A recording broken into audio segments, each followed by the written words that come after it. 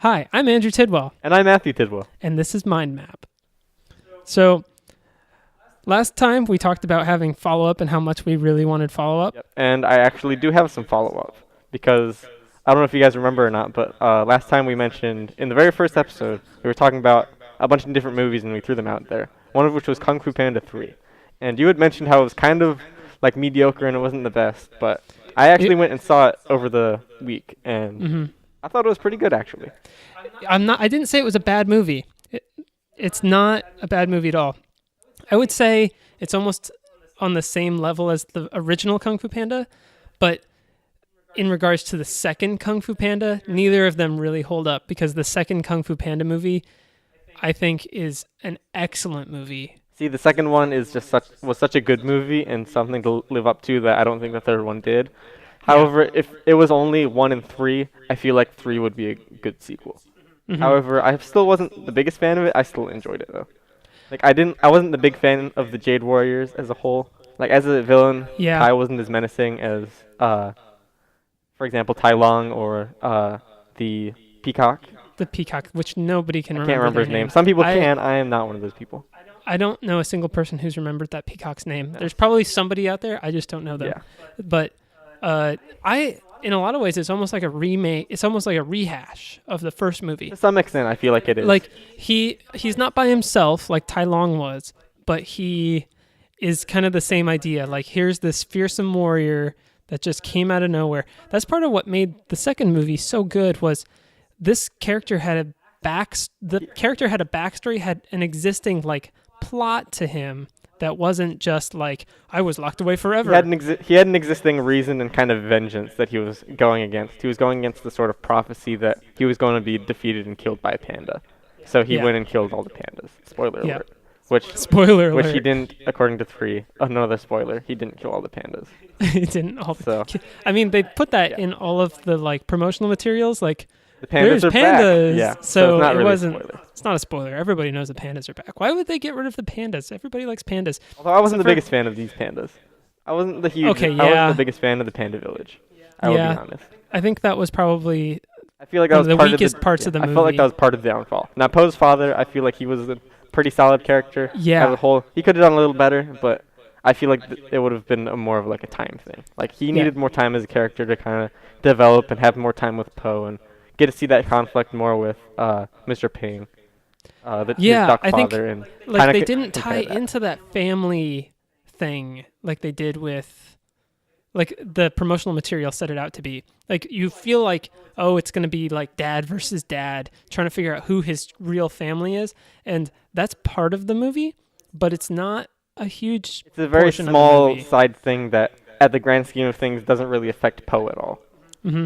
It's more of Poe reclaiming his pandaness. Yeah. It's kind of anything. channeling his past with his present and sort of becoming a full person. Yeah. Which is fulfilled by the fact that he goes to the village, not necessarily the fact that he has returned to his father.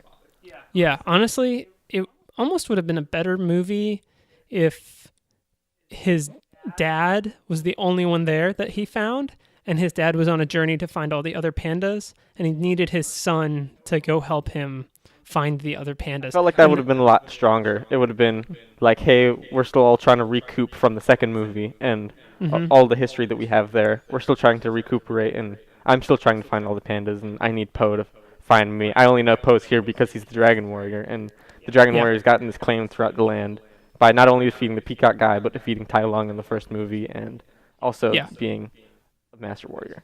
Being a Master Warrior, as the start of that movie shows. Yeah. I think it's a good movie, though. Every Kung Fu Panda has been a good experience. I understand there are people out there that don't exactly like Kung Fu Panda, but like I have always loved martial arts stuff. Like martial arts and the storytelling, like Matthew said, it all comes together so well. Yeah, which it does not deserve for a movie about Jack Black being a Kung Fu Panda.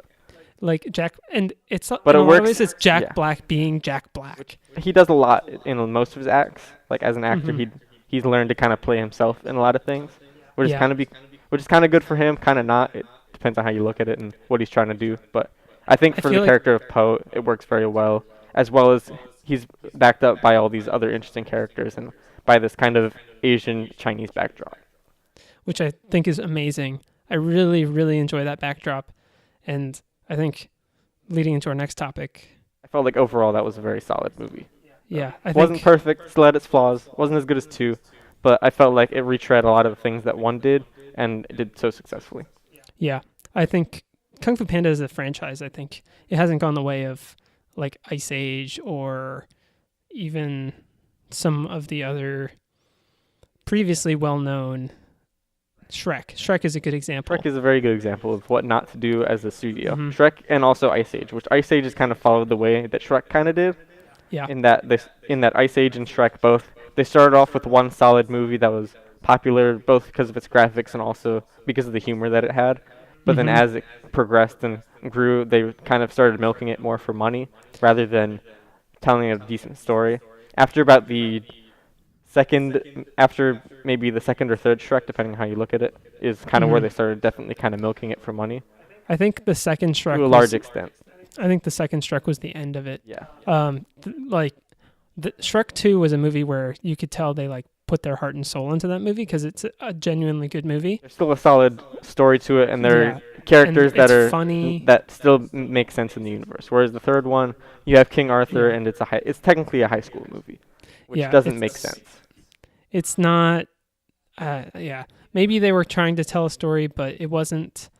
I don't think it was on par in any way. But Kung Fu Panda is one of DreamWorks' few franchises that I feel like have held that, like, at least equal footing through all the movies. Some people might disagree with us there, but I feel like Kung Fu Panda and also How to Train Your Dragon are two successful. Yeah. Now I haven't seen the second How to Train Your Dragon. Oh, watch it. I actually think it's better than the first one. Well, then I will go watch that now. I don't know what it is about DreamWorks and second movies, but they all seem to be better than the first one. There are a lot of DreamWorks movies, especially I feel like a lot of their action movies have been getting a lot better treatment than some of their other movies. Like, for example, Shrek, the humor is good, and DreamWorks knows humor well. The problem is they can only go so far with a certain premise, I feel, at least when it comes to humor. Whereas action, it seems like they have more competent kind of people working in that sense. And I think they just don't know when to stop with a franchise. They don't know when to call it quits. Like, they might think that they have an idea for a franchise, but it's not like Pixar. Pixar's ideas for how they handle movies is, it was. Nowadays, it's kind of changing, I feel. Well, I know it has, but it's been so long since the originals came out. I think that you can say that they're able to make truly unique movies because of that. Like, Finding Dory 2 is just true, but do they need a Cars 3? I just said Finding Dory 2. Finding Dory 2. Oh, let's hope that doesn't happen. They'll name it something else. Disney doesn't like doing... The whale will go missing. What? The beluga whale will go missing. They have to look for Marlin. Marlin. Yeah, they have to look for Marlin. He disappears. Or it'll be like Crush. People like Crush. Dude, if they brought back Crush, they already brought back then Crush. I know, but it was only for like 10 seconds of the movie. We already talked to Crush. There's Turtle Talk with Crush, bro. Go to Epcot. Have we ever been to that? No, we haven't. I don't think I ever the technology really behind want that's kind to. of cool, though. It is actually kind of cool. All of those like Disney technology demos are really cool. Have you seen like their real-time snow modeling? I've seen that before. Also, I saw their water modeling for Moana. That was really cool. Every once in a while. Although the Disney parks and that modeling is different than the Turtle Talk with Crush technology is vocal technology. Yeah, it's a different thing. But they're like every once in a while I'll see somebody post on like Reddit or something those simulations, and then I'll see like the Disney document come out like a couple weeks later. I'm like, I know who posted that. I know who you are. Yeah, it's just like someone random leaks it like a couple days before, where it doesn't really matter. It's just a tech demo. Well, they only show you like the video of the tech. They show you like a GIF of what's going on in the tech demo, but you have no context for what's going on. And then Disney will put out the video explaining the tech demo and what that all means, which is usually pretty useful. Yeah, there was one a few years back where I was like, somebody posted this. I think it was the snow one right before Frozen, and somebody posted the snow like GIF of everything, the demo with no labeling, no anything, and then like 2 weeks later, Disney came out with their official like paper, Yeah. their scientific paper that said like how we did this and that was without ever mentioning that GIF ever came out. So I'm pretty sure it was somebody who worked on that team that just thought, that's pretty cool. I should post it on Reddit, get some free internet points. Yeah, and then they realized that they're actually putting the proper release out. Well, and maybe or not. maybe they just prompted the release because they posted it early. They either prompted it or it was going to come out soon anyway, and they just couldn't wait. Yeah. They just had to get it out. Also, another thing that Disney does is interesting is the fact that, like you were saying with their YouTube, they'll post things like that. Another thing that I found on there is they do like an artist kind of like, they do some like almost like teaching lessons on there. So they'll do like ones on like how they do their lighting, like how to properly light scenes, like in 2D or 3D, and things like that. So there's one with this one specifically. They have a bunch of different ones, but it was like how they do lighting and how reflections work in 2D. So they basically draw a bunch of lines from the light source, and then they bounce that off, and from there it would bounce off other objects, and that's how they draw the lighting on there. That's really cool. That's how they figured that out, which I thought was interesting. And they also go in depth more technically how that works and things like that. We'll post a link down below to both the GIF and the video I'm mentioning. Yeah, if I can find the snow demo, I'll put it down below. If not, then maybe we'll see some cool tech demo come out from Disney soon enough. Maybe. We'll have to see. I love those tech demos. Every single time I see something like that. There was another one. It wasn't Disney. It was some person's like college project, but it was a viscous simulation of honey. And it was and it looked like crazy real. It looked like real honey, except at the very end, you could tell that it was like a modeled cylinder of honey that they just dropped from an unspecified point. Yeah. Because the back end was still flat, and all of the comments were like, is this real honey? Like, I've never seen honey do that at the back end. That's crazy. And everybody just like focused on the back end because it looks weird, and they didn't realize that it was a simulation of all of it. It's really cool. I'll see if I can find that one too. That one might be lost to the internet though, because it was just some guy's project. Yeah, who knows though. Kung Fu Panda 3 though, overall pretty solid movie. Needs more honey simulations. Needs a bit. Well, that's the Winnie the Pooh movie. Oh my God! Imagine that. Imagine a 3D Winnie the Pooh with like. I don't think I would like that. Disney like high-end Moana level like physics simulations. Actually, now that I'm thinking about that, like a more like kind of like simulated, like if they simulated like the like toy fur and things like that on, if they made it look more like. The thing is, Pooh's kind of a weird like shape and structure, and the way he works, and all those characters are that it would be kind of hard to pull off, but I think it would actually be pretty. I think it would be doable because they're like stuffed animals. Like they're stuffed animals. If you ran with that idea, because in the animated like the 2D animations, they're definitely stuffed animals. They don't look. They only have hints of being stuffed animals. My only problem is how you would model.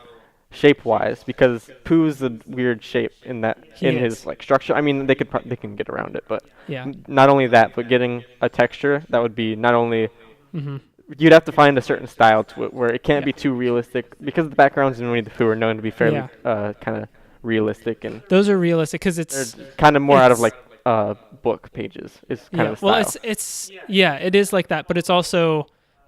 Sort of in Christopher Robin's imagination, like when he takes his stuffed animals out into the woods. And see, that's my issue is I wouldn't know how they would model Christopher Robin in relation to the other characters. How they would go between that realism. They'd have to do something like Toy Story maybe with Lotso. Maybe. But I'm not really sure. But then make Christopher Robin a little bit less like Andy. Because Andy and everybody in that look pretty real. Yeah. Like they have their Pixar real. Yeah, they're Pixar real. Whereas this, I don't know if you would want to go Pixar real. You could potentially. I don't think Pixar would want to do Winnie the Pooh because Disney they wouldn't. Such a franchise. But if Disney Animation did that, then I could see them. I could see that as an option. Yeah, another movie that would probably be. I think instead of doing all these live action reproductions of the old Disney movies like Cinderella, Beauty and the Beast, I would actually rather see like a Disney animation or Pixar version of them. Because I don't know like how Moana was really good, and if they brought that kind of a if they brought like Cinderella into CG, Yeah. That would be interesting. That would be interesting. I would actually prefer that than the live action versions, because with the live action versions, they still have to do all the CG stuff, but they have to make that it realistic. And yeah. I think that's also an interesting concept, but I'm not a big fan of the realistic in general. Like the whole realism of having live actors being these fantasy characters, to me, doesn't work out very well. Some of them, I think, to some extent, but some of them have potential. The Jungle Book was one example. It wasn't an excellent movie, but it was a good movie, which it's a good movie. Yeah. So, getting back onto the topic of Chinese things. Kung Fu Panda and all. Yeah. Kung Fu, I don't know. Oh, I think Kung Fu Panda 2 actually does take place around the new year, doesn't it? No, but they're known for... Actually, I don't remember, because they have a bunch... I know that they have a bunch of fireworks and everything. Yeah. I don't remember if it's New Year or not, though. Yeah, I can't remember. Also, with the recent Chinese New Year happening, Overwatch has started their Chinese New Year event. Now, I'm sure a lot of people played Overwatch, so they don't need to explain what that is, I feel, but... I mean, all you have to say is that it's a first-person shooter that is made by Blizzard Entertainment, and it's very accessible, yet very deep, like most Blizzard games. It's very enjoyable and very fun, and has a very wide audience. It's a game that it actually has one of the highest audiences of any first-person shooter right now, but it's also just a really accessible game. I think it's probably the most accessible first-person shooter that's out there right now, and it's not like a Call of Duty murder fest. It's something more cartoony and a lot less realistic. Yeah, and with this new edition, they added a bunch new skins, they added a bunch of new sprays, and the whole aesthetic of the game is just like, they added one new map, I believe, and it looks so cool, and the skins are really cool. Like, I've only seen a few of them. I have not actually played this update yet because I don't have Overwatch with me where I am now. I played this past weekend. I played one match to get my free loot box for it. Yeah. And I got the new skin for Zenyatta, and he has a realistic looking face. Oh, I'm not sure if I like that. I actually think it looks really cool, and I think I'm going to be keeping it on Zenyatta forever. I think it's way better than the Nutcracker one. I'm not a big fan of the Nutcracker one from the festive update, but let me see how many I can remember off the top of my head. So Winston, Zenyatta, D.Va, Tracer, of course. Tracer always gets skins. Who? The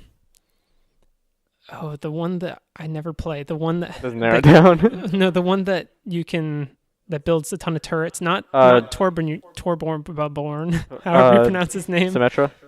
Yeah, she got one. I could see that. May got one. That's obvious. May, of course. And hers was actually glitched. Was it? Yeah, so it made her look skinnier than she was supposed to, but her butt wasn't. So if you look at the back, her body goes from being like relatively skinny to just being like a 16th century like Victorian era.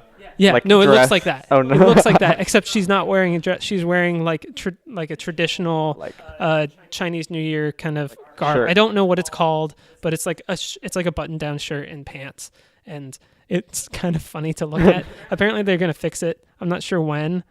And it's butt physics, so they'll probably take a little time. But yeah, well, this event's also going through February.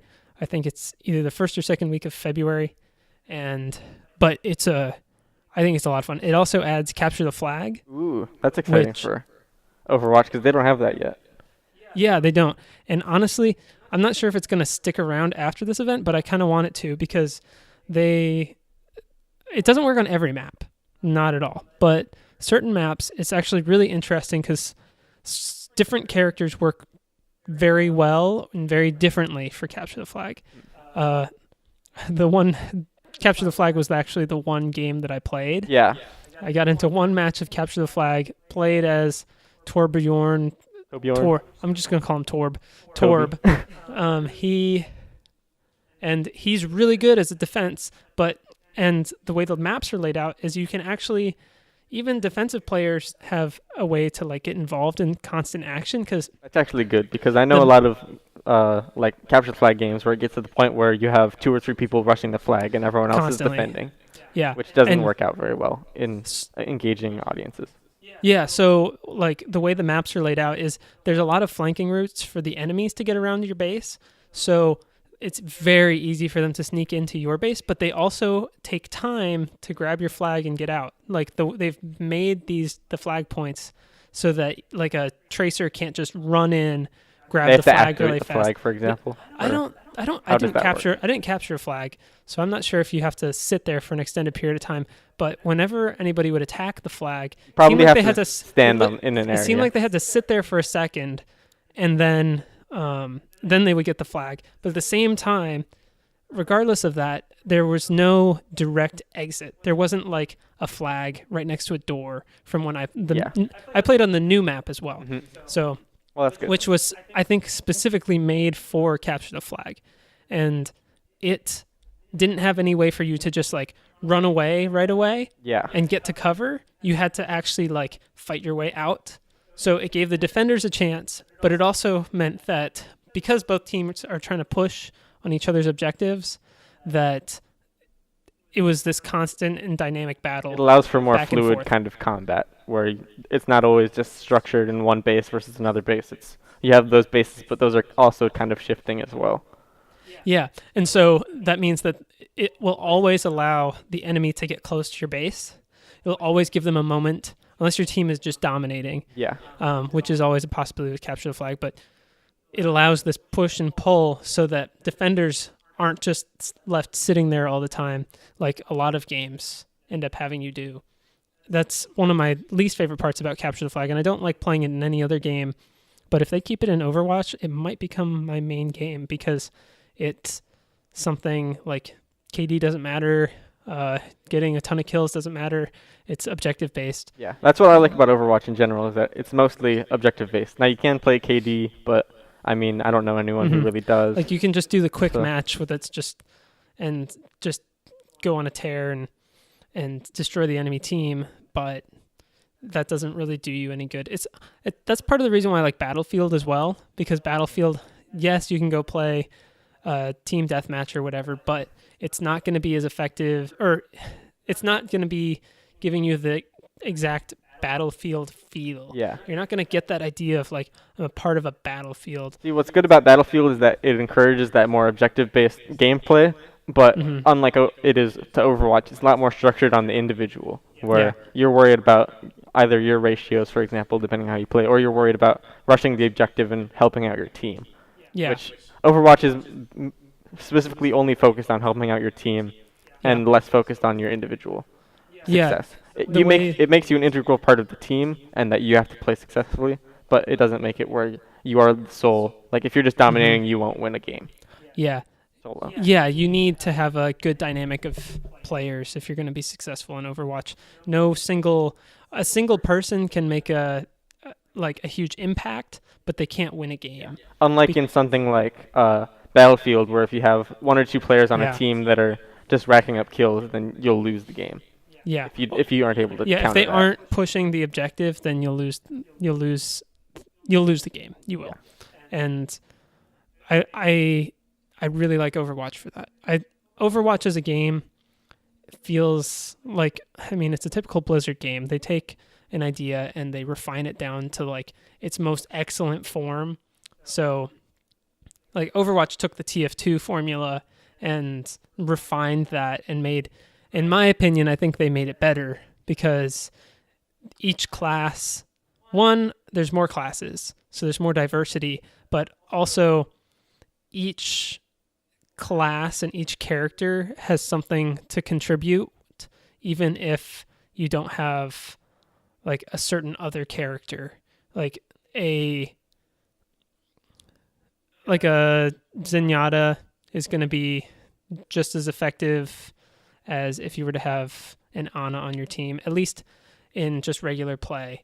Whereas in like TF2, if you don't have the medic heavy combo, then there's a big chance that you're probably not going to be successful. Well, like because there's so few classes, it's very common that it'll refine down to those kinds of things. But I don't know. You've played more TF2 than I have, so I've played much more TF2 and much more. I think I have about like 800 hours. No, you have 1,000. Oh, I do have 1,000. You have over 1,000. I know I have more than 800 because last I remember checking for sure I had around like over 800 hours in there. But I've played much more TF2 than you have, and I know that a lot of what you said is indeed true. Whereas personally, I feel like Overwatch does a lot better with team dynamics which is kind of ironic, but I feel like it does a lot better in team dynamics and structure of individual players and classes.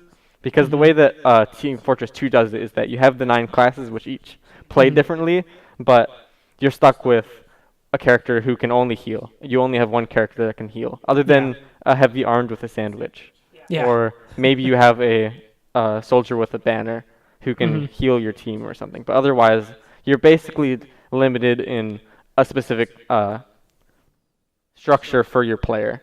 And for like the pyro can only shoot fire. There are some examples here and there because TF2's been out for so long. They've been able to experiment with a bunch of different weapons like the Hulong heater and things like that. That's one thing I do like about TF2 though, is the weapon selection, because it means that if you don't like the way a character plays exactly, you can start catering him. But honestly, I almost wish that they just had more characters. Well, see, I don't wish that they had more characters. I just wish that the weapons and the classes that they do have, they're refined and balanced a lot better. Because right now the game is pretty unbalanced, where if you have a really good soldier medic combo, that's or a soldier demo, or there's basically become a meta in the game to the point where it's been structured to the point where if you have a medic on your team and a few competent heavy players, not necessarily heavy weapons, but either like a demo man, a soldier, or an actual heavy, then you can actually dominate very effectively. Yeah. And the problem with that is that you end up with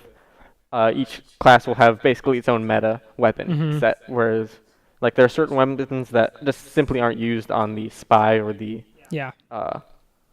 pyro or scout or that's different true. things like that. Which there's become a meta for each of these characters, which there may be 2 or 3 metas for each one, but there are these specific play styles that you have to fit into, or else you won't be successful as a player or as a team. Yeah, I think part of Overwatch is how well balanced each class is. You do kind of get a meta as well though, where because everybody's so balanced, when you have one character that's just slightly better than everybody else, then people automatically pick them because it just gives you that tiny bit of advantage. For a while, D.Va was broken. Yeah. Not necessarily broken, but it needed nerfing because it was just the shielding was too effective and her rate of fire is she so was rapid, way too as well as powerful. the fact that she has multiple ways to escape. An engagement. Yeah, she can escape an engagement pretty easily. She's a lot weaker now, but she's still my favorite character in the game. I play her almost constantly. Her and Torb, they're my 2 favorite. Tracer, I can't do Tracer. I'm awful with Tracer. I can't do a lot of those fast players in the early it depends on it, but I can't do like Tracer, or I'm not effective with the Sombra teleport option. Oh, Sombra is so much fun. Sombra is fun. I'm not good with Sombra because I'm not good with those rapid fire characters as much. It depends. Sombra I do much better with than... Sombra I do better than Tracer with. That's how I am. I think it's the teleporting and being able to turn invisible. All of that kind of, I don't know, it gels with my playstyle. Yeah. Because I don't necessarily like rushing objectives. I like kind of sitting back and being the support player, helping my team. And with Sombra, I can kind of do that, like hacking people. Yeah. Like it's still one of those classes where you have to be up in people's faces. Sombra's very useful, but it's more of a support class than anything. Yeah, Sombra's much more of a support player, and I personally play a lot of. I've been playing a lot of the more heavier tank players. I've been playing like Winston. Now I don't have like a specific one that I'll always go to. It depends on the match, but I'll either be some sort of healer, either like Zenyatta or Lucio. I'll be one of those 2. Lucio is effective because he has area of effect healing, which is useful. I might be Mercy if the team needs it and I have effective enough tanks on the team. It just kind of depends on what we're trying to do. Yeah. And that's kind of the point of the game. But overall, I'll play one of those, or I'll do one of the heavier tanks like Reinhardt, Winston, or maybe a D.Va. Yeah, which is like just talking about that. All of those are viable options, and you can make them viable. Whereas, like with TF2, you don't really have a ton of viable options. Depends on like Overwatch. It depends on what map you're playing and what your objective is. But for example, like you aren't gonna want a bunch of snipers when you're playing on attack, which happens all the time on Team Fortress 2. It's because the sniper's so consistent. That's the problem.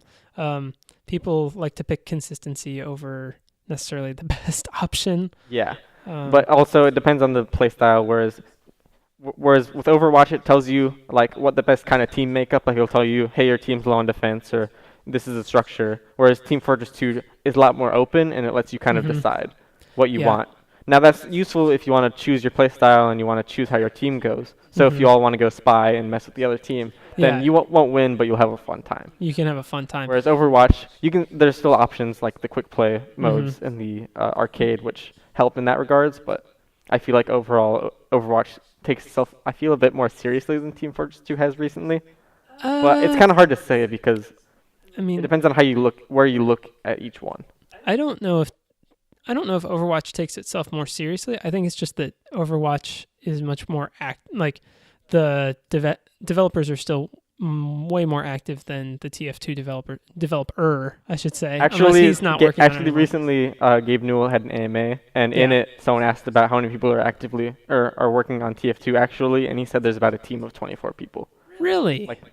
They're on and off, he said, but he said that as of right now, there's about like 20 people working on it.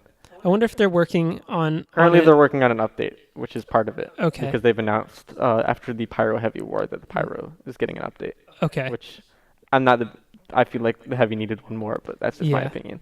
I think that what they should think about doing is adding supers. They did that. They added a beta matchmaking game that adds placed on the map randomly. There are different power-ups that you can get.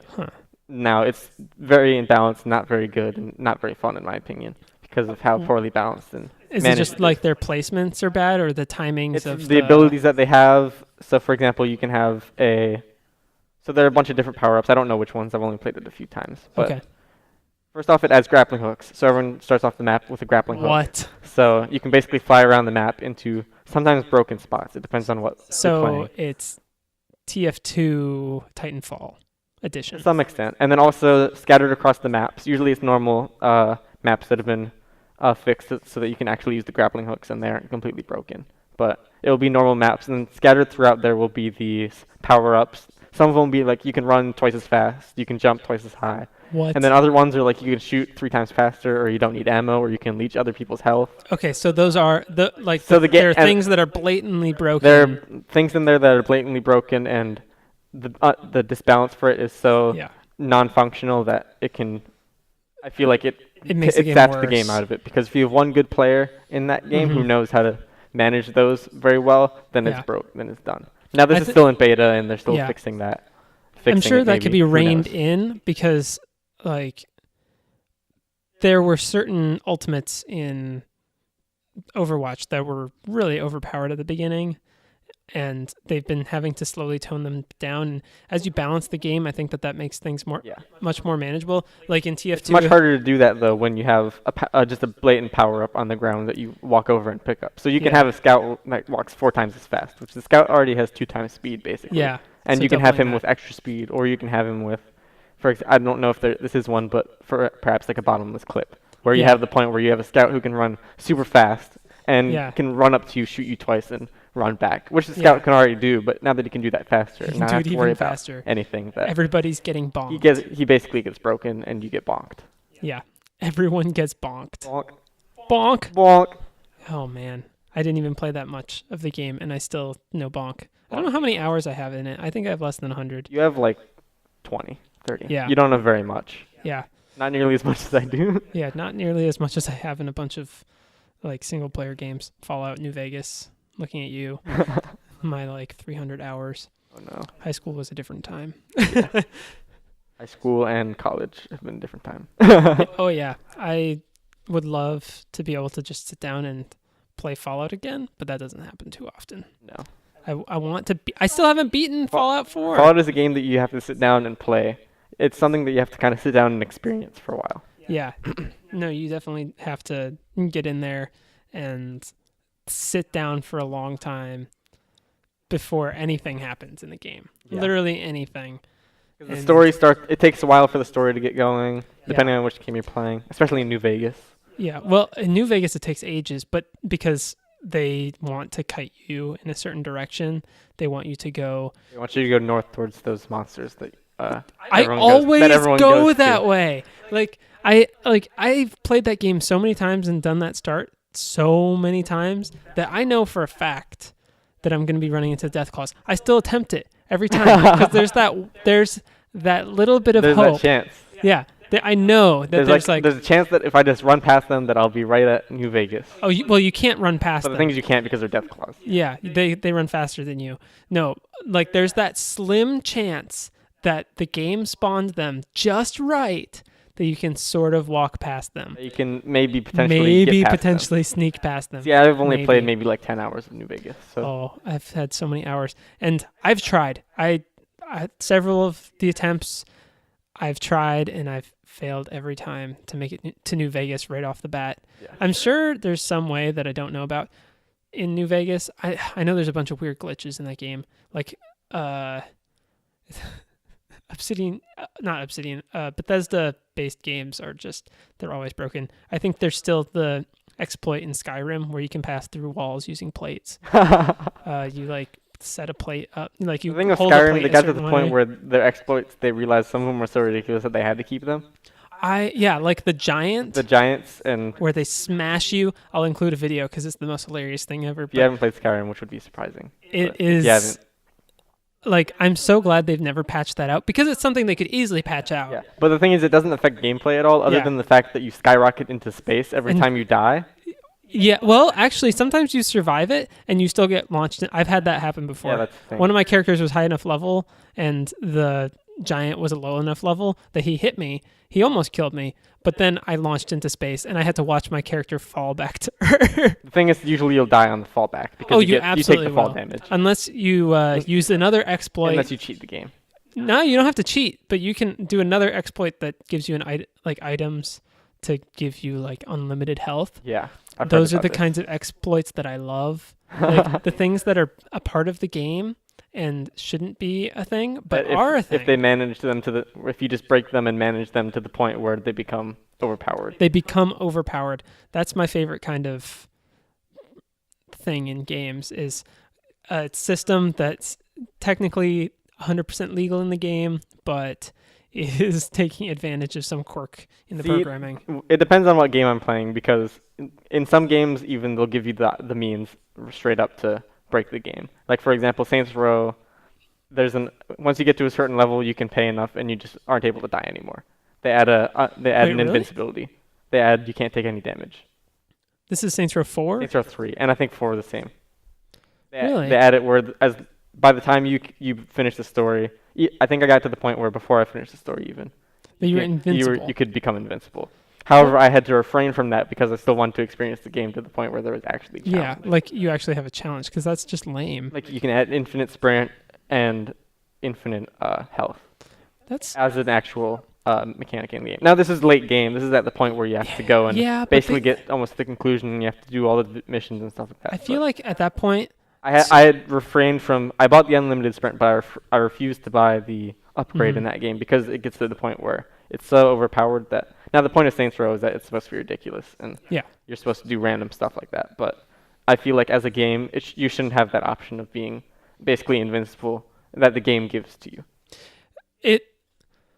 I think that when you still have the story left, it should make that option very difficult for you. Like the cost. Oh no, it does make it difficult for you. You still have to make sure that you buy but the way that the game markets itself is that you want to take over the city, so it encourages you to buy these stores where you get money. And when you hit a certain level and a certain amount of money, then you can get that. It's just unlimited cash flow. Yeah. It's just that typically you hit that cash flow before you finish the last final mission. No, I understand that, and that means that wasn't properly balanced in the game, and it should have been fixed in testing. Unless everybody in their testing was finishing the game with way fewer side missions and side things done than you, but honestly, they should account for that, and they should make it's hard the cost. It's hard to say and hard to manage in the game. They should make the cost so ridiculous that the only way to do it is when you beat the game.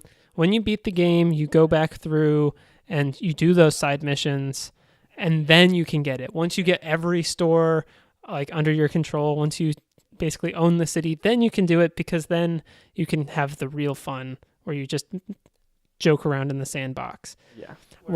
Because the story's out of the way, most of the main side quests are out of the way. Any like extra ones are just side things.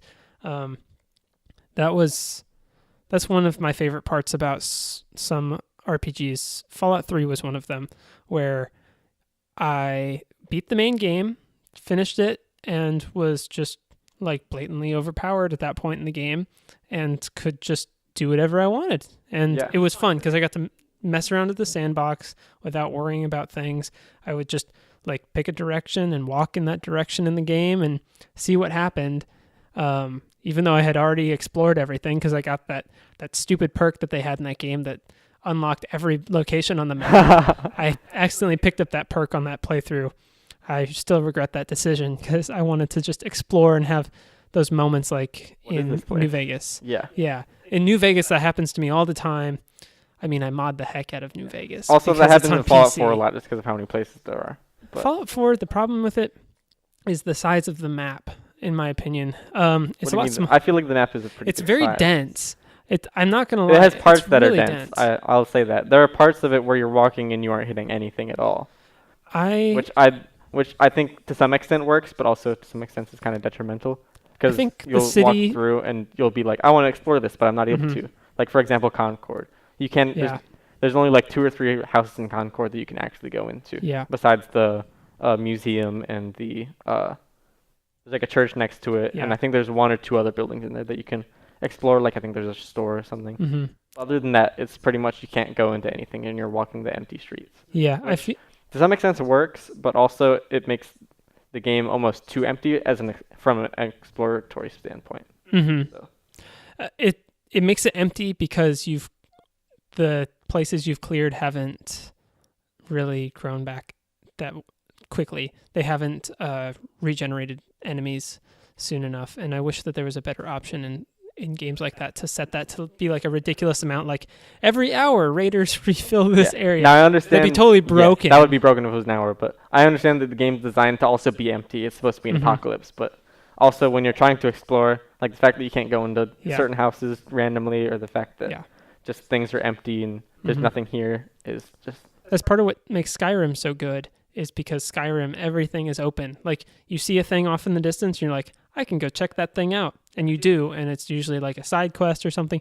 And if you add mods, because now there's mod support for the console versions, if you add mods to it, then one of my favorite mods is actually called Open Cities. And there's no load. It changes the game so there's no loading between the open world, like the overworld, and each individual city. Wow. So you just open the gate and it's already loaded. There's all the guards, all the people, everybody's still there. And I think that that's how it always should be in games. Yeah. What was it?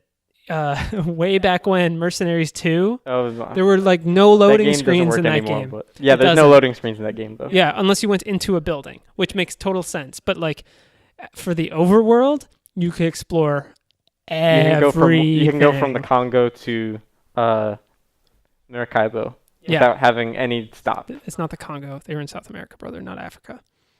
It's all Greek the Amazon. It's the Amazon. But yeah, and that game is broken now. You basically can't play it. But that game seemed amazingly huge back in the day. I wonder if it's still that big. I haven't gone back and played it in a while. I mean, because you can't. Because you almost the only way that you can play it is if you basically, because the way that it works is before you load up the game, like before you start the game, it has to connect to EA servers. But EA servers don't exist anymore because the game's 7 years old or whatever. I think it's more than 7 years old. I don't know. It came out a while back, but it came out and a couple of years after they closed the servers, and now you can't go on them anymore. Yeah. But the game will still try to connect, so it'll break your Xbox and you have to turn it off and back on in order to actually do it again.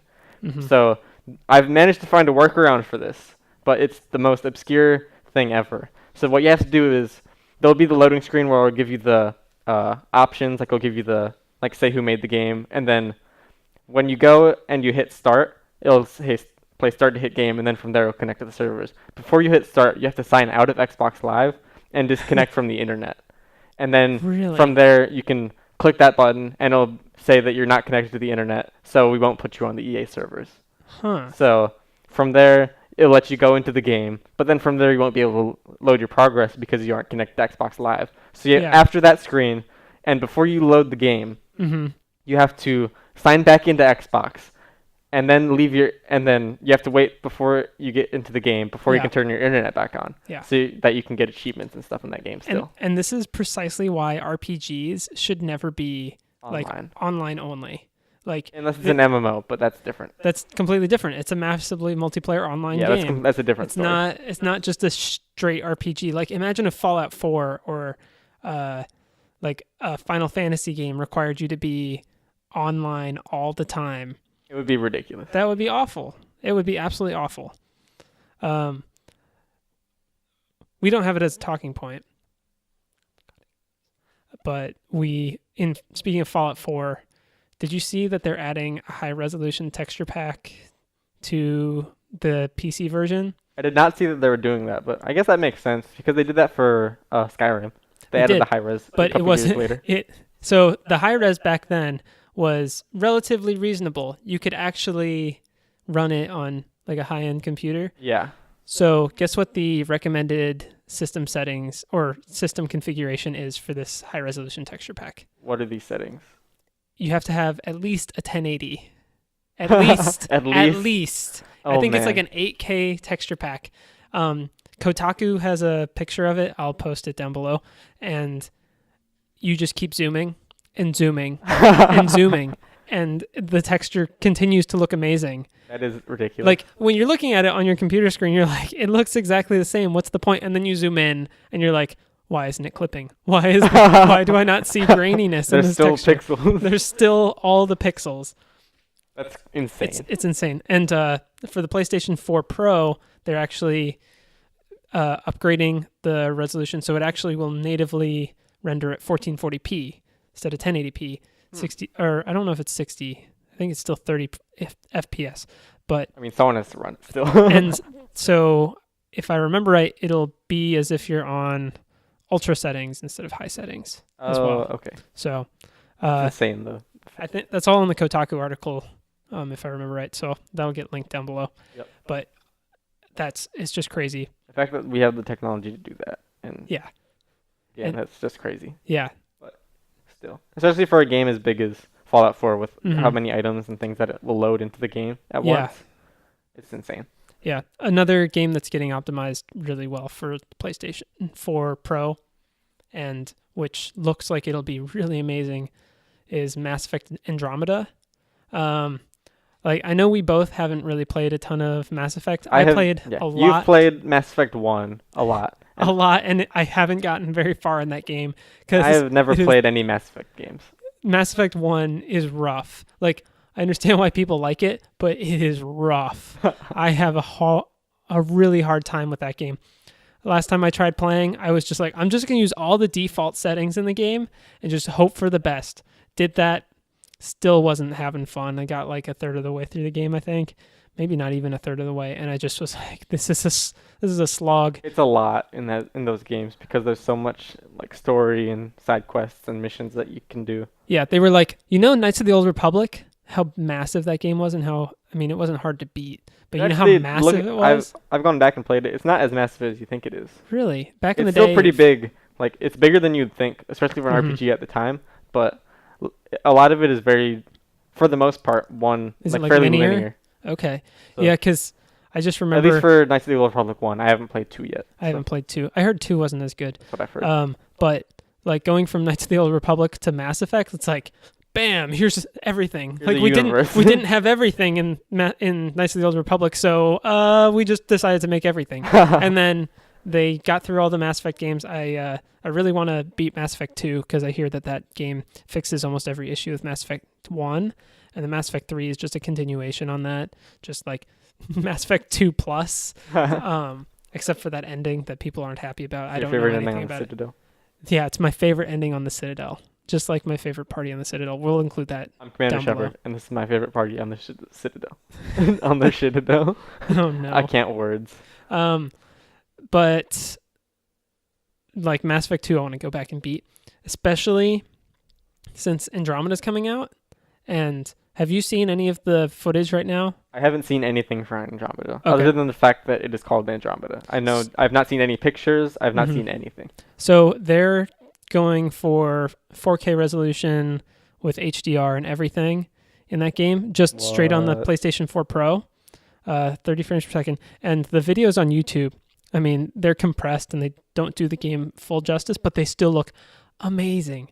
Like it looks gorgeous, and It's insane. I almost want a PlayStation 4 Pro to play it, but I don't even have a 4K TV or anything 4K. I don't think it would be worth it. I don't know, for one game, I don't feel like it's worth it. Yeah. I don't know. I don't know either, It's hard but to say. it looks so good. I'm not like a diehard Mass Effect fan at all, but it just looks absolutely gorgeous, and the gameplay looks fun. And go and watch the videos and watch I think there's one that goes over their motion capture.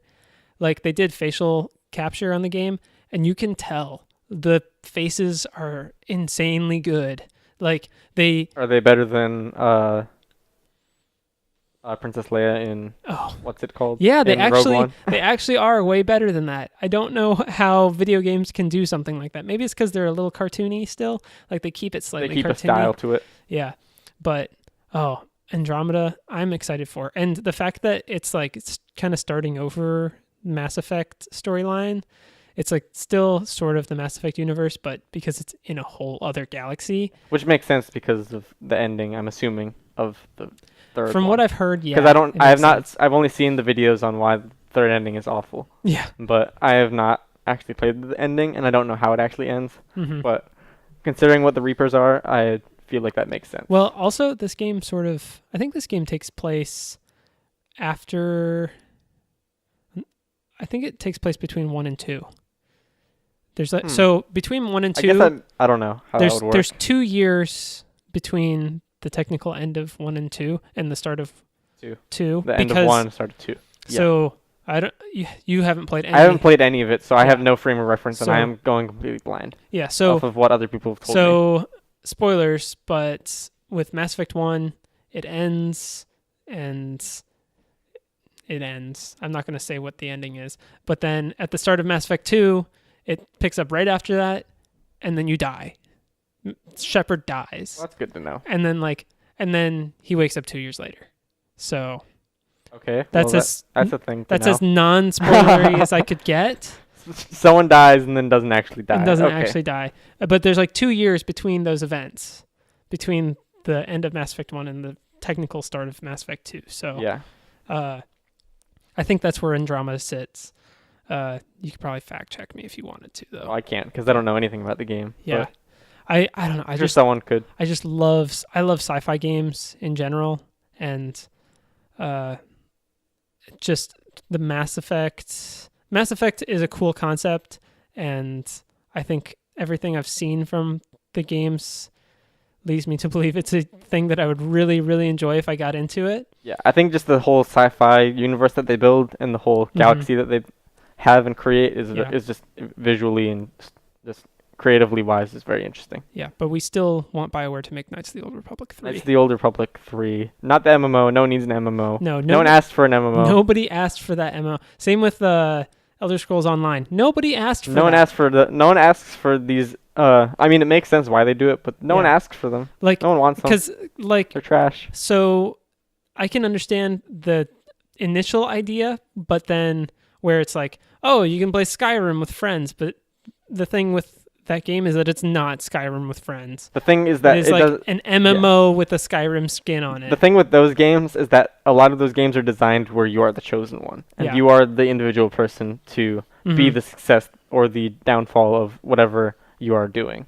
Yeah. However, when you have 40,000 other people playing the same game as you, also being the chosen one, that's not as impactful. As from a story perspective, I would honestly love it if we could just get a basic I am just a slightly above average Joe in this universe where things are going wrong. And my buddies, which are my online Xbox Live friends or whatever, are also just slightly above average Joes trying to make it in this world. Like that's what I feel like Knights of the Old Republic probably does that to some extent because you can also be, but I don't know.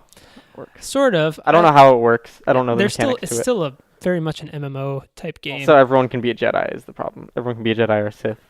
But not everybody wants to be a That's Jedi. The thing. You can also be like you can be a bounty hunter.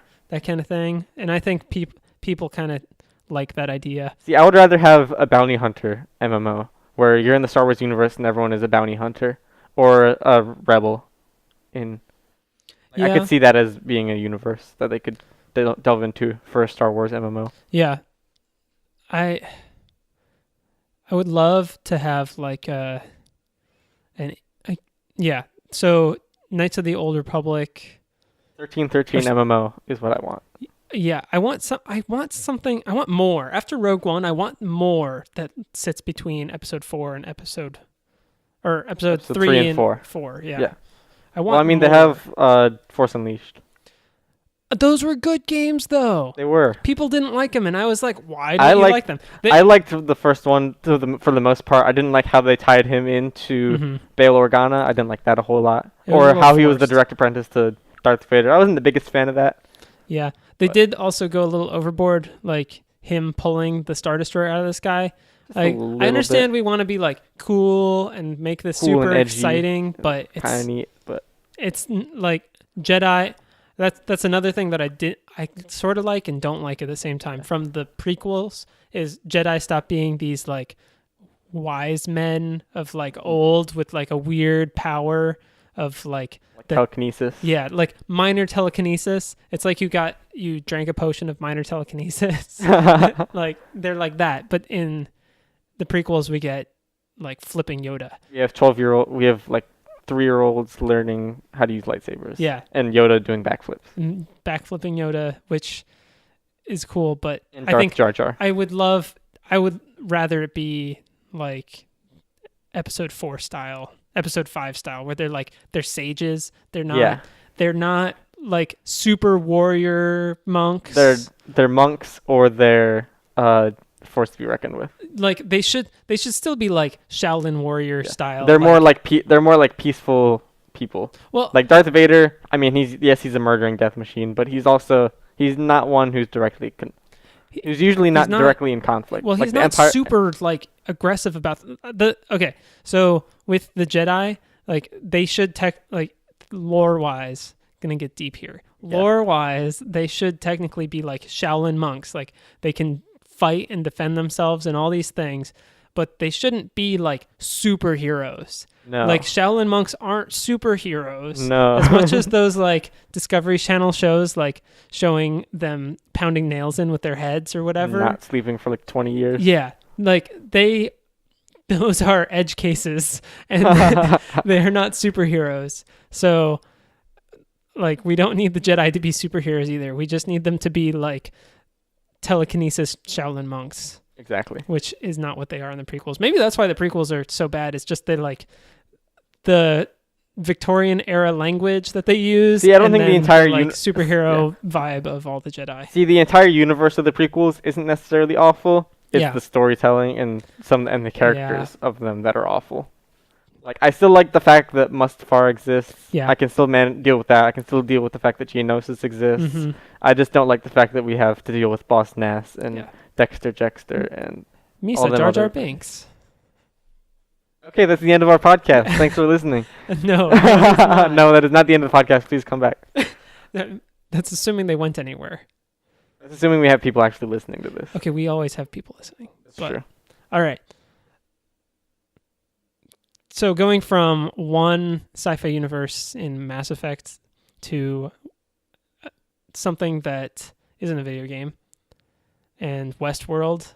So this is something that I've wanted to talk about for like also 2 just like weeks Mass now. Effect, it is also something that I have not seen or know next to nothing about. Yeah, and I'm not going to spoil anything, but I'm going to sit here and tell you how amazing Westworld is. It's such an intricate. I went into Westworld hearing all of the like things, all the good reviews it was getting, all of the like positive press it had, and all of the people that I know that I've had heard much watched of it. that too. And people all say it's great. And so I was like, all right, I'll get around to watching it. And then I finally sat down and watched it. And my life was changed. Everything changed when the Westworld attacked. When the Westworld... You have no idea how amazing that statement is that you just made. You don't understand. Well, I made an Avatar The Last Airbender reference. Yeah. So there's that. But I don't know how that plays into whatever. Which is why you need to watch it. That's why you need to watch it. Oh, is it so good? The whole time you're just... Part of it is how good the actors are. Well, give me like the basic premise. I mean, I've Okay. heard some of it, but I don't know the entirety of it. Okay, so the basic premise of Westworld is it's the nearish, I don't know, somewhere between near future and far future. Everything seems like near like future. Like a pseudo-reality. Well, everything seems near future, except some of the technologies that they have are way more advanced than we could probably ever get, at least in near terms. But alternate future. Yeah, something like that. So, but basically think of Pirates of the Caribbean, except on like a state-sized level. That is the most confusing statement I have, considering from what I've heard of the series. So basically, people from the world, because their world is perfect, they live in a perfect world now, where all their needs are met. They don't have any challenges. There's no sickness. There's no danger in the world anymore. There's none of that. So they go to...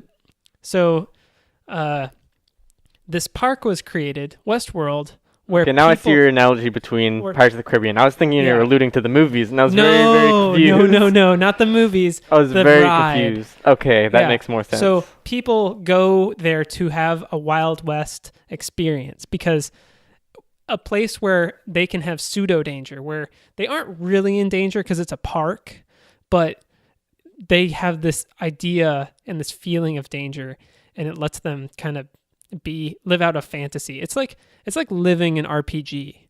Yeah. Like you pick the kind of person you want to be Skyrim when you go with in. Guns. Yeah, like it is. So you pick like who you want to be when you go in, and everything that happens in Westworld stays in Westworld. And the whole world is filled with animatronics, like high level animatronics. Yeah. And the whole story revolves around certain characters in this park. So people and androids. I'm going to call them androids because that's probably the most accurate term for them. Probably. And we can go into the debate of androids and robots and things. Actually, let's not go into that. I think they're more on the side of androids, actually, because they are like recreations of humans. Okay. Whereas they're not robots designed to look like humans. They're attempting to recreate humans with these things. So they're synths. Yeah, they're basically like synths. Okay. Without tie that into Fallout. They're like Gen 2 synths, where they like have some thought, but they're not. They don't have free thought necessarily. Okay. So I mean, Gen 2 synths. I'm not going to spoil anything. Yeah, we'll call them synths. Yeah, they're like synths. I think they might actually use that. I don't remember, but I don't know. So just the progression of the story through the season. It starts out all good. This was made by Michael Crichton, by the way, the author of Jurassic Park. I want to read this now that I know that it's a book.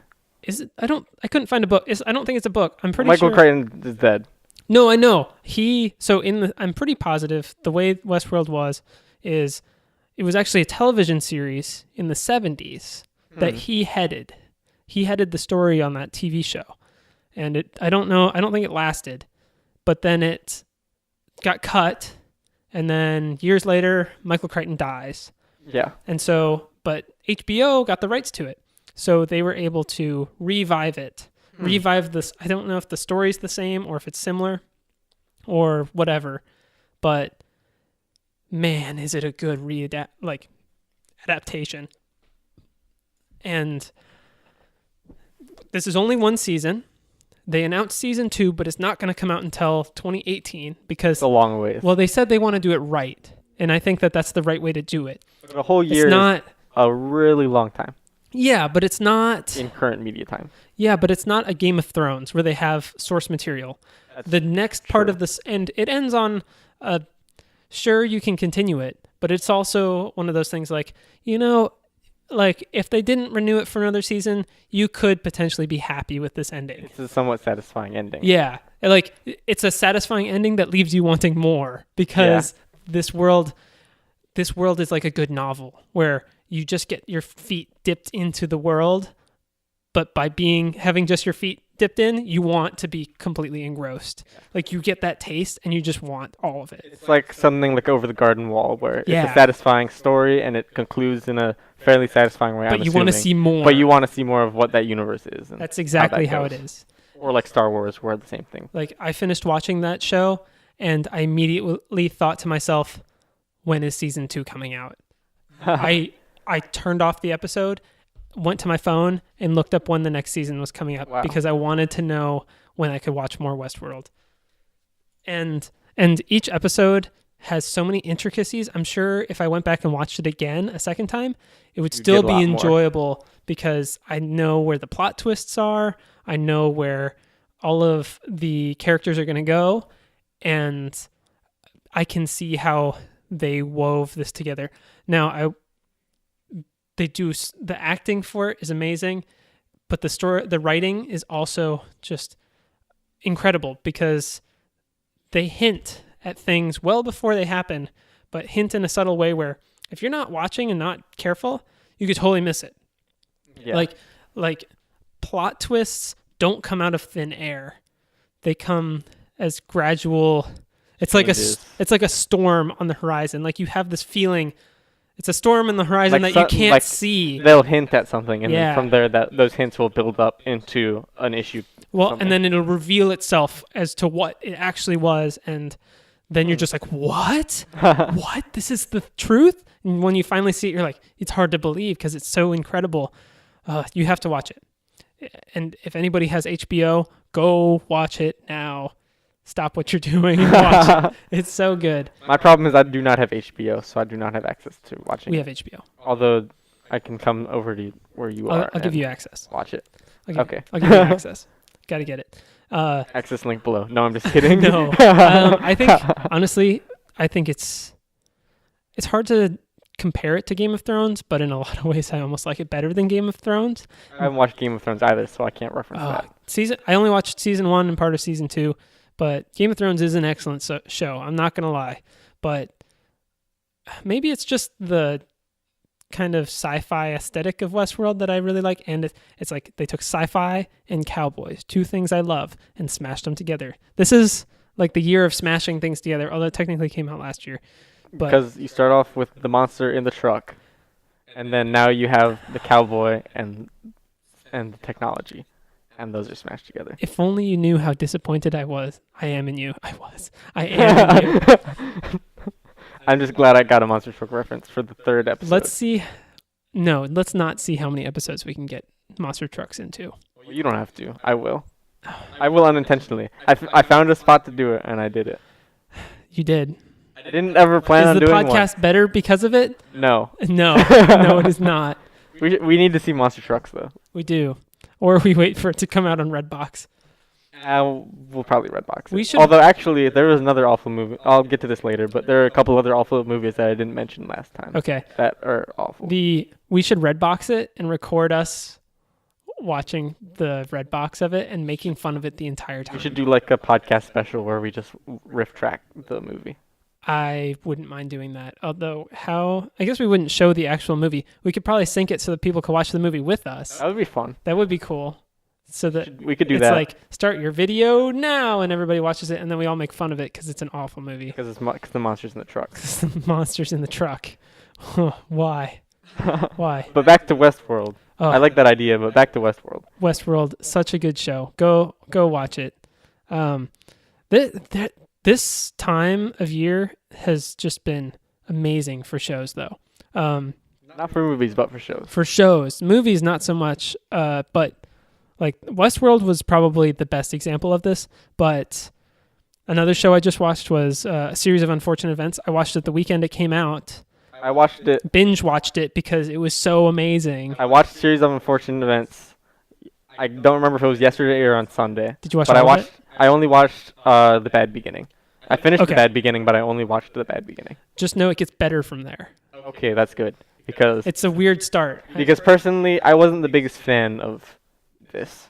I mean, I've only seen the first episode. My opinion might change, but I wasn't the biggest fan of it. Did you read the books? I did not read the books. It's slightly. My it's only different other than the reference is books. from what you've told me of the books Yeah. when you were younger and what I Yeah. have seen in the movie, the Nickelodeon movie from like 5 years ago. Yeah. Or however many The years ago. show goes up to where I stopped reading the books because they were getting expensive for my meager allowance. From your from your middle school allowance. Yeah.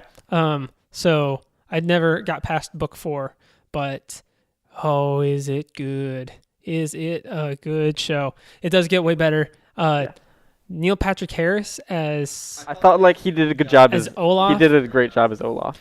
Like, I didn't think he was gonna be a great Olaf. I mean, he's a great actor, but I was worried he would just play himself in I like felt an like he was evil going to form. play I thought he was going to play it too straight, and Yeah. he definitely did He not. did not. He definitely fit Olaf very well. I from think what I do know of him. I honestly think he's better than Jim Carrey's Olaf in almost every single way. Yeah, I can't compare him to the book, and I haven't seen the movie in forever, but I feel like they both do a good job at representing him. Jim Carrey was I a feel very like they're both good. Equal. I feel like they both are kind of equal. Yeah, in how they do it differently, but I like Neil I Patrick Harris. feel like Neil Patrick Harris's portrayal is very good in that he's very serious, but he doesn't fit those kind of comedic ways that Count Olaf is known for. Yeah, I guess he does. However, I don't know the tone that they're trying to go for. He's like comedic not because he's trying to, or because he's like specifically written to be that way. I feel like he's more trying. Like I He's- feel like with these, I'll let you finish. He is comedic because he is just so counter to everything that you would want. Like, he really is like a despicable person, and in the books they make that very apparent. In the show it becomes very apparent how despicable he is. Even in Jim Carrey's movie, like, he's a bad dude. Yeah, he's not a good guy. Yeah, he's a bad dude, but He still has comes across as very comedy. outlandish. Yeah, And kind of like yeah, not really out of touch, but more like pretty kind out of of as touch. he's a character Yeah, because he's an actor because he's an actor. playing an He's an actor. Neil Patrick Harris plays an actor who's acting constantly. Who's constantly acting as himself or as other people. Also, the As haircut McGee or whatever his name was. I don't remember, but the Something haircut. the low key star of the show though, Hook-handed man. Hook guy was the real MVP. Hook-handed man. I felt like he did a really good job. He was Just funny. wait, he gets Does he even get better? Oh boy. He is my favorite character, and he isn't even. I don't even think he's a main character in the books. He's like a secondary. From what I've heard, he's like a secondary character. He's like a henchman of Olaf. He is a henchman, and he works like a henchman, where you hardly ever see him. But they gave him so much more, They made him like a key henchman. and he is so good. He is hilarious. He's probably the funniest part of the show, and It's the fact that he takes his job seriously, but Yeah. he doesn't really. Like he's like, I'm just doing this as a henchman. Yeah. I'm just doing this, man. Like, he don't mind me. He's I don't know who that actor is, but he did such a good He's funny. job. And watch the rest of the What do show. you think of Patrick Warburton as Lemony Snicket? I thought I felt like that was a very good job. so. Very good casting for that. So, my girlfriend said she couldn't stop thinking of him as Kronk.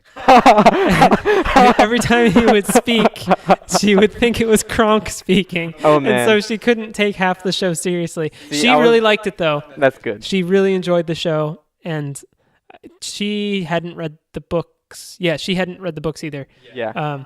But she really enjoyed it, and I feel like Warburton was a good role for it because Yeah. not only does he have that kind of like lighthearted kind of Yeah. like air to him, but he also knows how to play those kind of serious and yeah.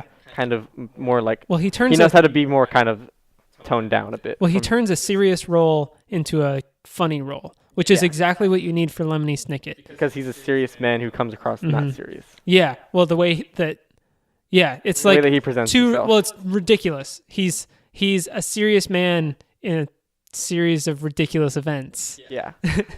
Unfortunate, but also ridiculous. They're ridiculous. They're technically unfortunate, but they're all very unfortunate. I feel it's really just they're the most ridiculous things ever, but all of them are very somewhat depressing. Oh, it's a depressing show. I'm not gonna lie. They give you the warnings ahead of time. I think that's why I haven't. For every episode, they give you warnings. Yeah. Except I think maybe the 4th episode doesn't. I don't know. One thing, and I would love to hear your opinion on it when you finally finish the show, but the way they ended it was perfect. I know that there's 12 books? 12 or 13. 12 or 13, I don't know. I can't remember. I think it's 13. The way they end it, though, sets up another season, but it's still really, it's like Westworld, where they can go from there, or if it didn't get renewed, it's really good. I feel like it's important that they do to get the whole series. I think it's going to be. I feel like it's very doable. Yeah. I think it's going to be renewed. They already have material. Yeah. I'm pretty positive it's going to be renewed. I don't know if they've confirmed that yet, but is it so good? It's probably. Also, I like the kind of style of the show as a whole. It had a very Wes Anderson vibe. It did, and I love Wes Anderson. Wes Anderson, not West. The S kind of turned into a T. Sorry, but Kanye West. I got too excited. Too excited. He is one of my favorite directors. He's so hipster, though. I don't think he worked on this, but this had a very hipstery vibe to it. It did. Had a very kind of which is probably why I loved it. It was that I wasn't the hugest fan of it in this, but I still really enjoyed it.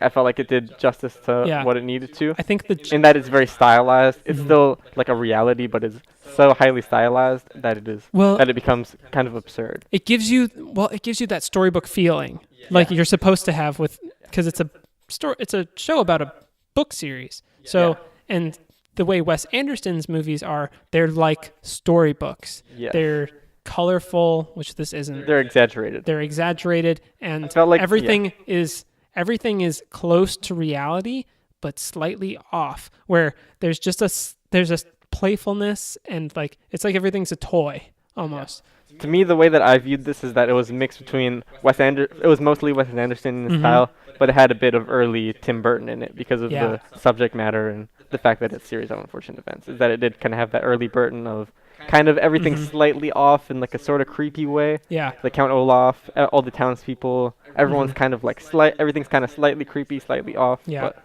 unlike Wes Anderson, where everything's slightly more twisted towards the more positive side. Yeah, well, it's all colorful and happy. Yeah. And when you go through the rest of the series, you'll actually find it'll start leaning more and more heavily towards the Tim Burton side of things. It will still be very Wes Anderson in how sets are and how sets are made and how the story is presented, but the overall appearance of the show is going to be the overall mood of the show, should I say? Yeah, the mood. Yeah, that's better. Is going to be Tim Burton, and it progresses because as the books go on, the story gets progressively more and more depressing for the kids. Well, that's good to know. Yeah, yeah.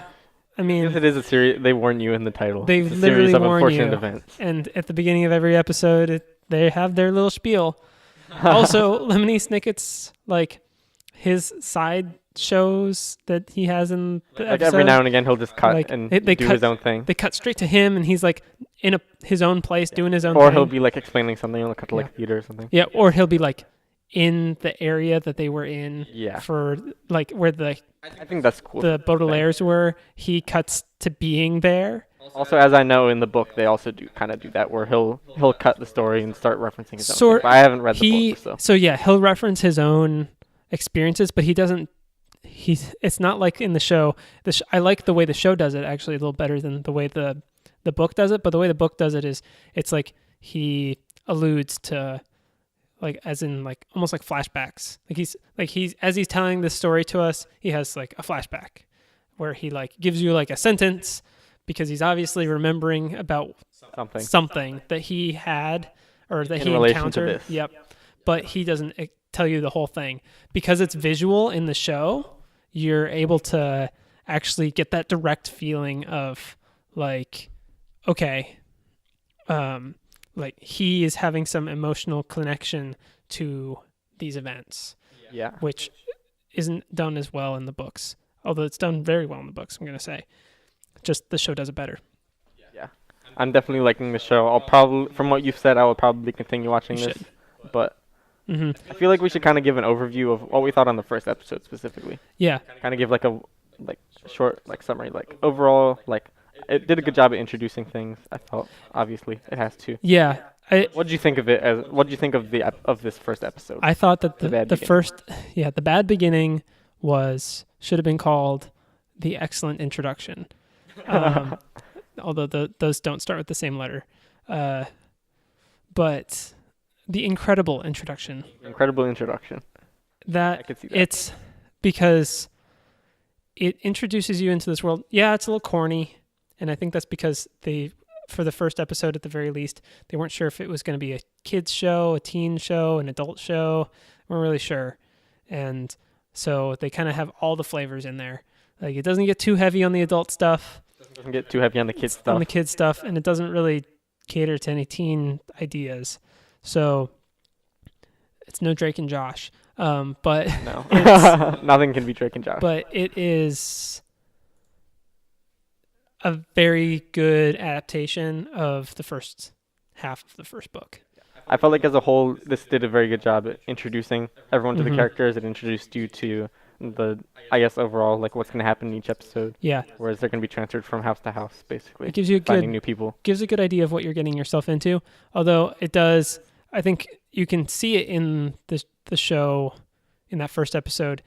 All the actors are also trying to find their place as those characters, because it seems very first episode-y in that they're still trying to figure out what they're going to do with everything. Well, each individual actor is still trying to like get their feeling for how their character is supposed to be with the first episode. But as you progress through the show, I'm not sure how they recorded these, like in what order they recorded the episodes, but if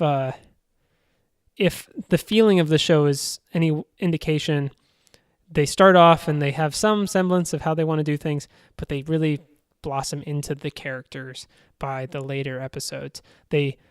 Each actor fully assumes the role of their character. That's good, because I felt like that was kind of the main issue I was having, was that a lot of the actors, they feel like they're giving like half acts almost to what they need to be doing, or they aren't presenting things in the way that they should be, or they have an idea of what the character needs to be, but that's not fully fleshing out, or the presentation just isn't there. There isn't enough emotion. Yeah. The show's the books are supposed to be relatively kind of emotionless. That's why the kids use the kind of language that they use, and the show has. They give very like obscure, kind of like complicated scientific terms. Well, or just they are overly wordy with how they do things, because it's supposed to be almost dry, and it helps you to get that feeling of like melancholy that you're supposed to feel from the show.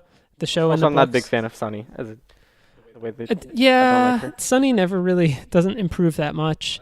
But Sunny becomes. I feel like she takes me out of the story every time they have to introduce her, because she's such an obscure kind of thing. Well, like it's completely different. She's too kind of comedic, I feel. Yeah.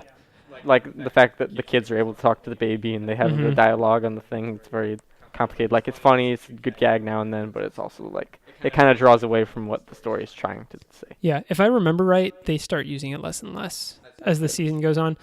Sunny's still a character and still has a moment, but the moments are less forced. Because like the first few episodes, they definitely feel forced. Like the poker scene with the baby, that was too much for me. Yeah, no, it definitely feels forced. But it's not a bad thing. I think that overall, all the characters, they know what they're like. By the end of the show, you understand they know what they're doing, and I trust Netflix with this series now. I think that I'm glad to see this, that they're making a series out of this. Yeah. Out of these unfortunate events. Series out of all of these unfortunate events. Netflix does really well with their series. Marco Polo was another series that I personally really liked. It didn't have critical acclaim. I don't think because anyone watched Marco Polo. Everyone was watching Game of Thrones. Yeah, I guess. But I honestly prefer Marco Polo. Maybe it's because it's a kind of historical setting, and maybe I just kind of get drawn Asia to that. A bit more in general. Maybe that might be part of it. I mean, Kung Fu Panda is probably one of my favorite movies. Yeah. So yeah. That's why I mentioned that. Yeah, that's probably part of it. But like it was a good show, and it's sad that that's gone. But Netflix has repeatedly shown that they can make good shows when other networks are struggling to make solid shows. Recently, they definitely have been able to make a lot more solid shows. In most regards. Netflix and Amazon are both making good shows. Although some of Amazon's shows, like the Grand Tour, is literally just Top Gear, except on the internet now. Although I do want to watch Grand Tour now. You I have should. not watched it yet. You should. I've been wanting to, but I don't have your code for watching Amazon Prime, so I'm gonna give you all the access. Because I've been wanting to watch the Grand Tour since they announced it a year ago. It's great.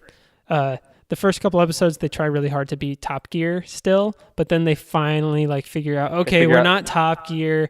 We'll be our own show, sure. And then they take all the good parts of Top Gear and amp them up to 11, and it becomes a better show. And I think it's actually better than Top Gear was. I could see that. But I'll give you access to that. It's such a good show. But these streaming sites, I think it's because they have a higher. They're not reliant on advertising money.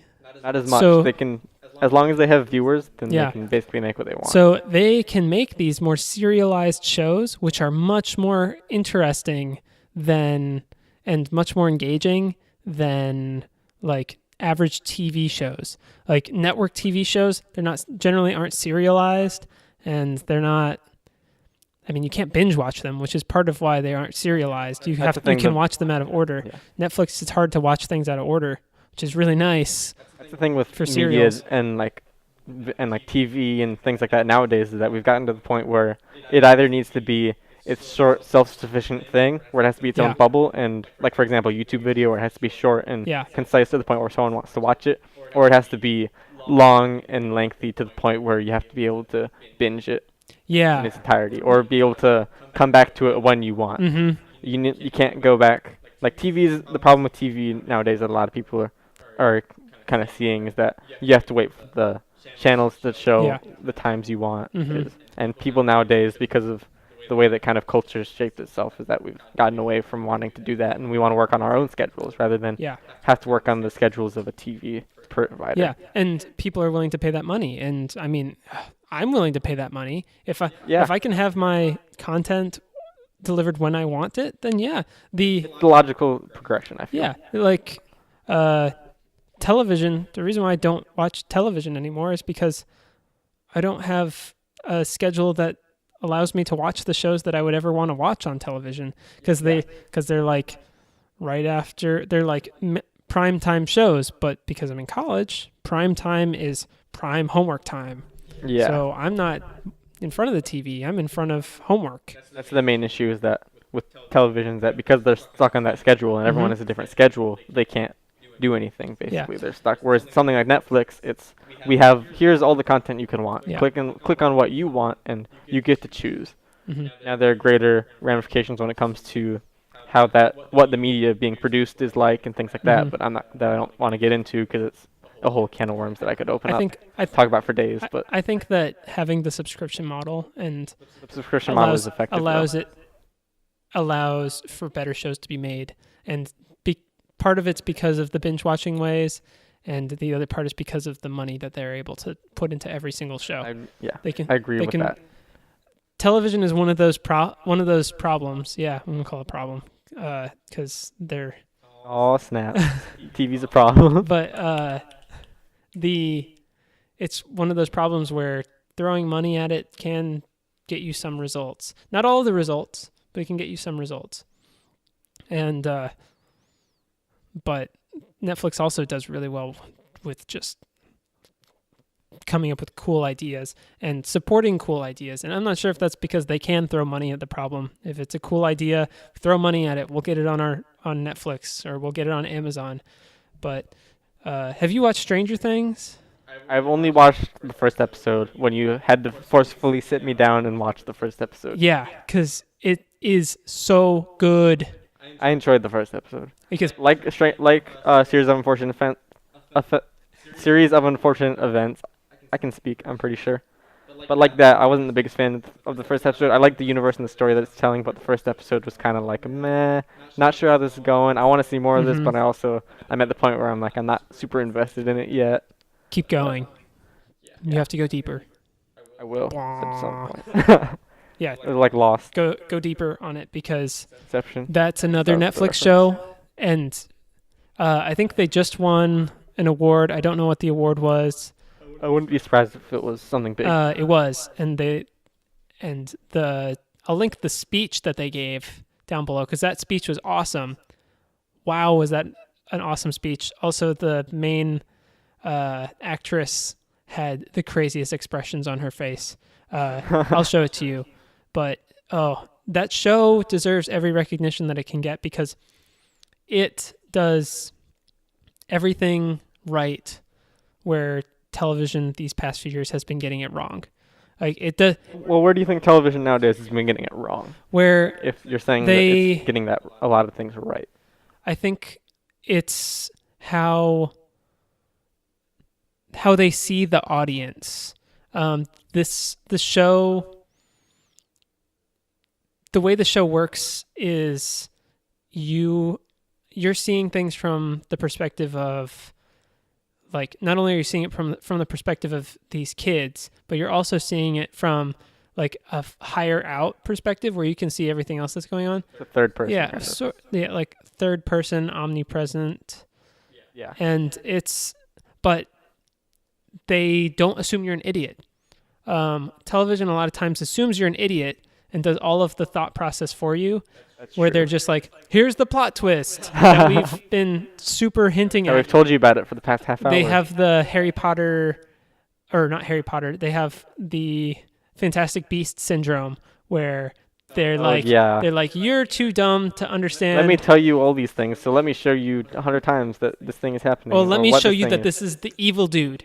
Let me make him look blatantly evil. Like, let's make this evil-looking guy the evil guy. Yeah. And then let's sort of hint at multiple times that he's also the evil guy. Yeah. But he's not the evil guy. Oh, we swear he's not the evil guy. He's not the evil guy. Oh, he's the evil guy. Oh no! Oh, what a twist! What a twist! Because we all didn't see that coming. That's how a lot of media is nowadays. And Stranger Things, that's part of why I like Westworld as well. They both shows don't assume the audience is an idiot. They both assume that we are critically thinking human beings, which we are. Well, that's good. The story, every twist and turn that it takes is logical within the sense of the world. Like, it's still a fantasy world somewhat, but it's believable. And yeah, I agree with that. And each twist has meaning to it. It's not completely obvious. It's not immediately apparent what the next twist is going to be. There is definitely twists that are happening, but you don't know what they're going to be or when they're going to happen. And it does nostalgia right. That's another thing the media, I feel like, has been doing poorly lately. Is I can definitely agree with that. Again, I can open up a whole can of worms that I'm not going to. Yeah, but it's like nostalgia is one of those things that, I mean, it's nostalgia. Everybody wants it. Nostalgia is something that everyone wants, and that is kind of a shared feeling among people. But not only is it different with each individual, but the media lately has been taking the fact of nostalgia existing as means for producing content that is mediocre at either best. Mediocre or typically. So the way that media has been doing it a lot, I'm just gonna briefly skim over this, but they've been doing either reboots or remakes of content that's existed. So, for example, Triple X Return of Xander Cage. Like, that came out. That's a reboot of a thing from the early 2000s, I believe. Yeah. But that's it's technically a sequel. Yeah. It's technically another movie. Now, this is a franchise that kind of died off in the early 2000s because it's very early extreme sports kind of thing, which faded off early on. And the fact that they're rebringing that makes no sense logically in the times that we have now. Now, it makes sense because people are nostalgic for those times, but as a means for creating new ideas and making new content, it doesn't work out. Which is why Stranger Things is so good, because it is completely new and fresh, but takes all of those nostalgic feelings that you have and it is a smart show in that it plays on tropes from like the 80s and like the early to mid 80s, plays on those movie tropes and acknowledges them and almost like winks at you like, yeah, we know that you know what this is. We know what we're hinting at. We're not dumb, but they do it in such a way that you don't, as a watcher of the content, you don't feel like it's being shoved down your throat. You don't feel like you're being pandered to. See, you touched upon something that I thought was interesting, was the feel of nostalgia, and that the fact that they're doing something new. Yeah. They're using those ideas, those tropes from the 80s and 90s. They're giving you that 80s aesthetic and feel, but they're using those feelings and aesthetics to bring you something new. Yeah. They aren't using it to bring you a sitcom. They're using it to bring you Fuller House. Yeah. They're using it to bring you a new creative story. That might be using some of the tropes of those early sitcoms or like the Goonies or something, but it's using those to build something new and create something that works more successfully in a modern context while still matching those aesthetics and feelings and kind of concepts of and in some ways it improves on those tropes and on those things, and by making a logical improvement on those things and using them and not pandering to us, we end up with a better product. Stranger Things is probably one of those shows where it probably stands up as one of the classic shows now. Like, I would say that's a show that later on in life, I would know, and I would say that is an important show.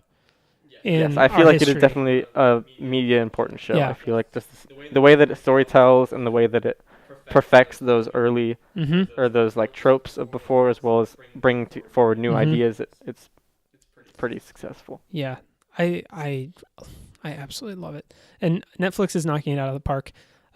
When HBO starts running out of ideas for stuff. Once they run out of Game of Thrones ideas. For the 100th they have time. So many things, though. George R.R. Martin gave them all of his short stories.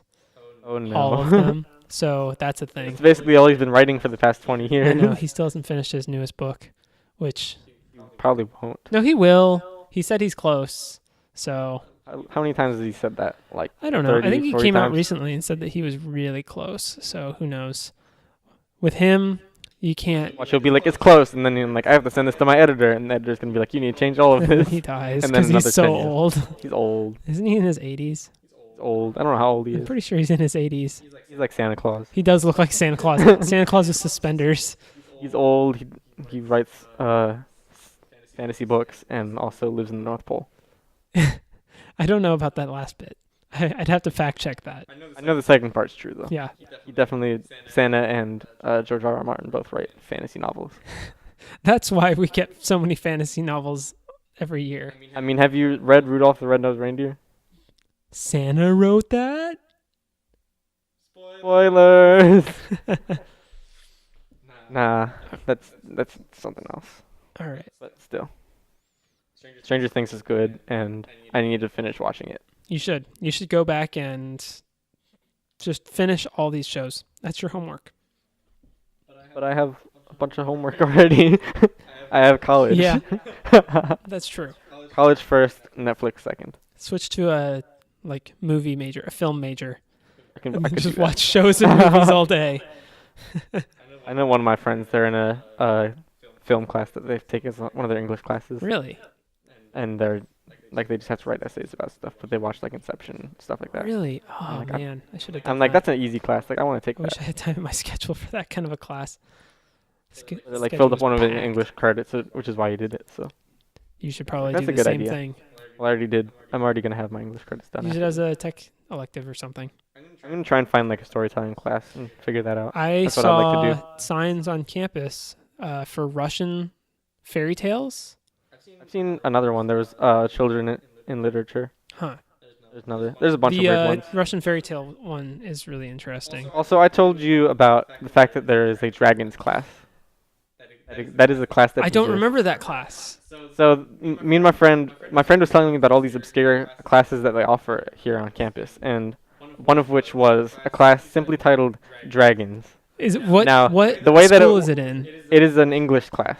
The way that it works is they go through, it's basically dragons in literature and media. Okay. And how dragons are portrayed throughout history and throughout pop culture and literature. Who comes up with this So stuff? they go through books like The Hobbit, they go through Aragon, they go through like Braveheart, I think. Why am I They graduating? go through a bunch of other. They go through a bunch of weird dragon-related things. That's just what I could grab from their website. This was a class as of last year. I don't know if it's another It one should this year or still not. be here. I want it not. to.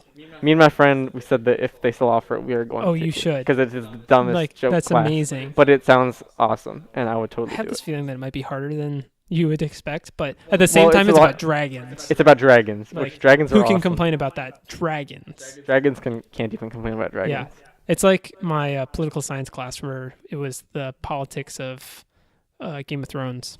Was that really your class? It was themed around Game of Thrones, but it ended up being just It was a it was politics a class that bargaining was- and diplomacy class. But they just themed it in Westeros. It was it was like a do you know about Model United Nations? Yeah. Where you It's that's what I imagine. It's one of those, but you play as the houses. Yeah, that's exactly it. Except countries. it's not houses. It's just everybody's their country, which is technically the houses. Except Yeah. they're not. It wasn't like monarchs. We were all like Well, we're covered democracies. you were proper UN diplomats. Yeah, like there were always 2 or 3 of us on a team, and we all had to make decisions. Although I was basically like El Presidente of my team, because my 2 teammates, like they did work, but Didn't care. in terms of they were business majors, so They were just in They- it to get the they credit. just wanted the credit and then to get out. So they like any actual project stuff or like any was- decision making was all on down me. to you. I fought all of our wars. I planned out all of our foreign policy decisions, all of our domestic policy decisions. So you were a dictator or presidente. No, Andrew. I brought all of my ideas to them, and they okayed every single one of them. So you had a puppet government. then. Sort of. It was like You had a junta basically. yeah.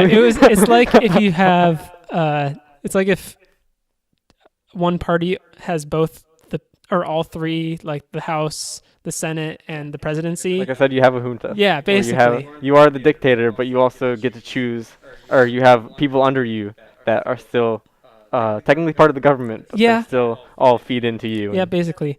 Hey, I kept us afloat. We were the 3rd most powerful nation.